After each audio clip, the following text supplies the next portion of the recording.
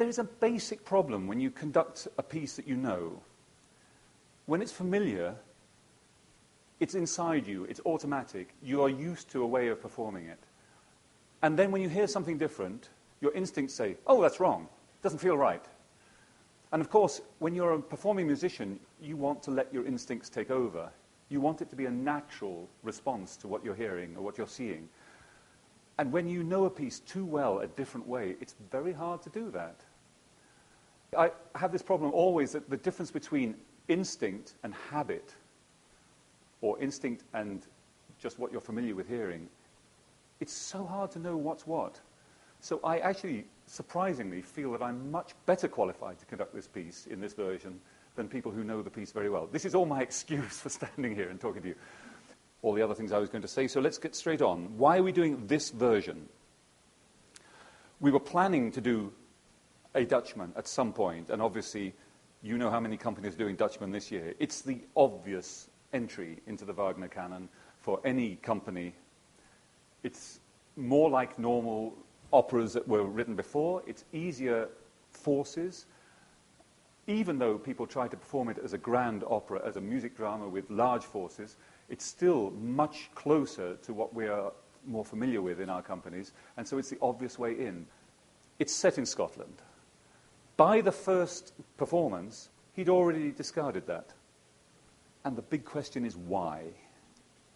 And why should we stay in Scotland?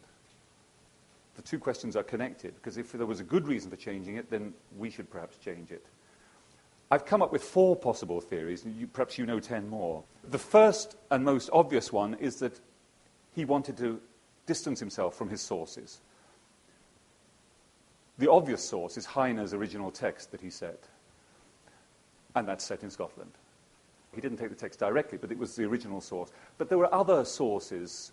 Scotland was a setting for anything that was mysterious, gothic, romantic, dramatic, anything where you wanted mist and atmosphere, something unknown, something distant.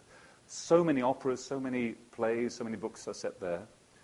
And he, in his early years, had heard and had even conducted Marschner's Der Vampir, for example, in which there's a bleiche man, a pale man, who is, his way to salvation is through an innocent girl. There's even a huntsman called Georg, which we have in ours. There are so many connections with even that one opera, quite apart from all the other connections with all the other operas and works set in Scotland.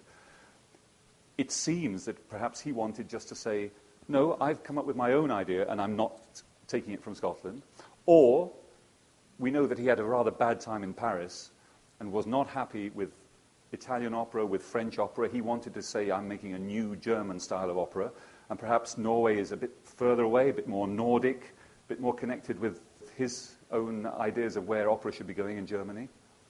The third idea, to raise money in Paris, had tried to get the Paris Opera to do the Dutchman, to take his Dutchman and commission him to write it. They didn't. In the end, perhaps out of a sense of guilt, they had bought his scenario from him, just an outline of the plot. They'd given him some money for that, and then he found that somebody had taken that and had set it. So they didn't want him to write it, but they let somebody else write it, which is rather an insult. Pierre-Louis Deitch had just written a version of Dutchman, and that was being performed in Paris. So, of course, he didn't want to step on their toes. He didn't want people to associate those things. What I suspect the real reason to be is that he had just started in this great business he had of creating a myth about himself. We all know that he was a wonderful publicist, self-publicist. And he wanted to create this idea that he was a great German hero of a composer who had a whole different vision, and that he had personal experiences that he wanted to involve in the story. So he wanted to make the story appear to be about himself. He identified himself with the heroes of several of his operas, and the stories were connected loosely, or perhaps not at all, but only in his imagination. So when he produced this opera, he wanted people to think that it was somehow his story.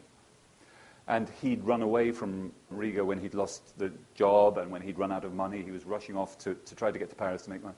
And he was on a boat that went through the North Sea with terrible storms, and he did actually have to hide from the storm in Norway.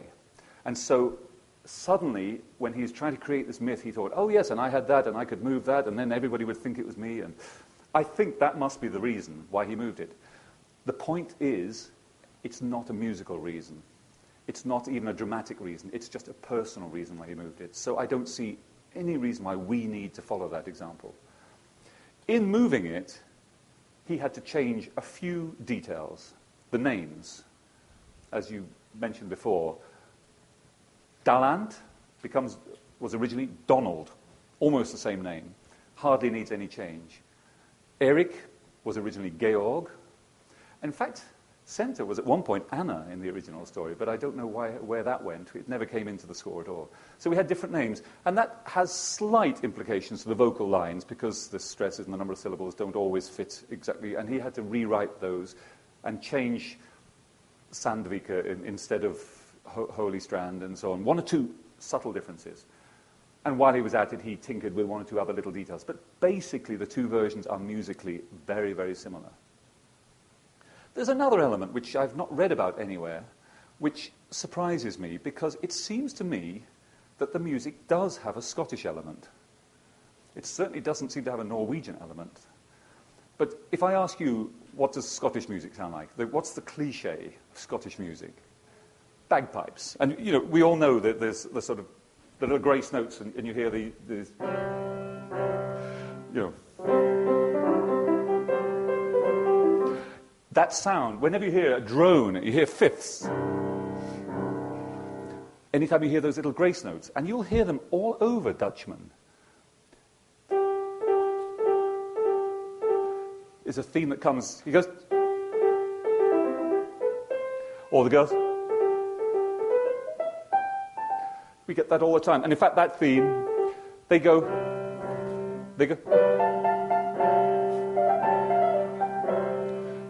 And a lot of people say that the reason why he revised the piece was because he then suddenly had valve instruments and he could make it much more complicated, much more interesting. It's rubbish. Because in the very first edition, he's saying, I want valve ones, and then I want natural ones, and then I want valve ones. And it says in the part, swap. He has everything available, so nobody was making him use natural horns or natural trumpets. He wanted them. Other differences between 1841 and 43, that's all I'm talking about, that very first tiny modification between the writing in Paris and the actual first performance. One thing that people make a big deal about is the fact that Center's aria is a tone lower. The girls sing in A major, and her aria was written in A minor. And the problem was simply that the soprano couldn't do it. For me, the huge difference about doing this early version is the orchestra. What happened later was that he kept tinkering with it and kept changing it. And the orchestra itself has changed so much over the last 150 years that people perform the piece in a totally different way. He cut down the brass a certain amount because people said, oh, it's very brass heavy, it's imitating Meyerbeer, it's the French grand opera style. And so he reduced the brass writing a certain amount. But the rest of the orchestration is more or less as it was. The strings, tiny differences. We now play with more vibrato to make a slightly richer sound. Steel strings make it a bit more powerful. The double basses now have these extensions, or occasionally 5 strings, to get right down to the bottom so they can play in octaves with the cellos. Because a real double bass, a standard double bass, only goes down to E, and the cellos go down to C. So if you want them going in parallel, the basses have to keep hopping up and down the octave to match. But now, of course, we have those extra things. Wagner didn't have access to all those, but the strings are more or less the same. The woodwind, as I've said, are more or less the same.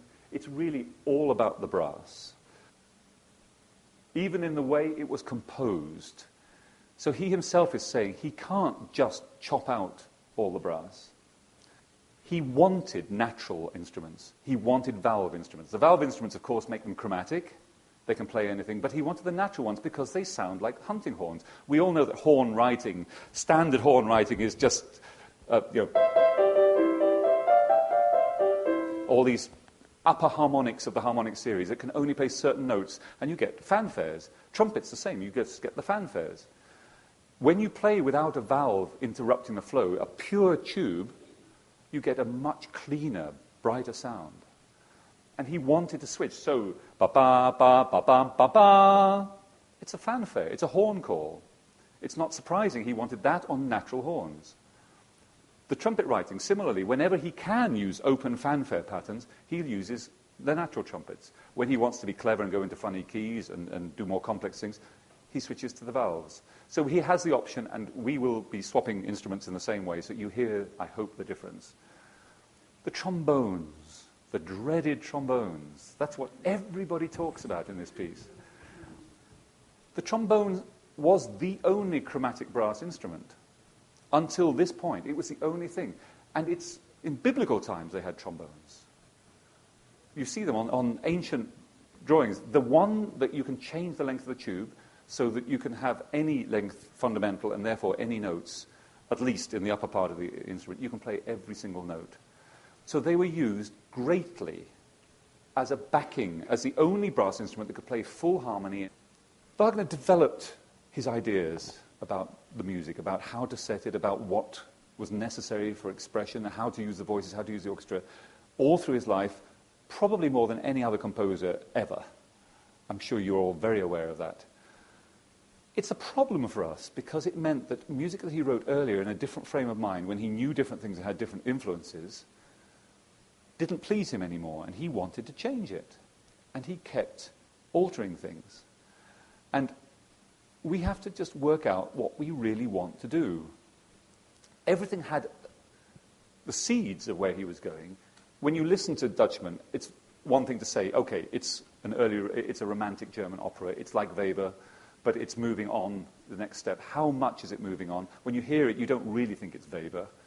It's already something different. But we don't want to try and pretend that it's already a fully blown music drama. He did, unfortunately. He wanted to tell everybody that it was an extensive web of leitmotifs, that it was all growing out of his original center theme, and he tried to pretend that it was something that it wasn't. And this has been perpetuated through performance practice for the last 100 years. It's some of it in the score, and my job as the conductor is to unravel all this, to try and work out what he really wanted. My main problem is what is authentic and why do we care? What is authentic? What is the real version? There's all this talk about the Fassung, letzte Hand, what the composer wrote at the end. If the composer was the same composer thinking the same things, that's very relevant. If he's turned into a totally different sort of musician, I don't really want to know what he thought at the end. I want to know what he thought when he was excited by the idea, when he was trying to make an impression and sell his work and become a new force on the opera landscape. And I find this version to be much more exciting and much more different. And I've been talking to David Breckbill. Have you come across him again? An American. He's amazing. I've been reading some of his writings in the books, and I got in touch with him and discussed all this with him. And he wrote in one of the books the following quote: "To perform the Holländer as though it were a later work is just to expose the younger Wagner's inexperience. Paradoxically, in order to deserve equivalent status with its partners in the Wagner canon, der fliegende Holländer requires performers whose temperament, spontaneity, and technique can bring out the fresh, vigorous qualities that set this opera apart from the later music dramas, instead of assuming that a uniform performance style based on the later works will bring the Holländer closer to them." Simple statement, and that's become my creed. Do it as it was, and don't try and pretend it's something else, and it is much the stronger for it. And that's why, in the end, I'm very happy that we're doing this version, and I believe that we're going to do something that's very exciting and quite different. Not just to be different, but actually to give the best possible performance of the Flying Dutchman.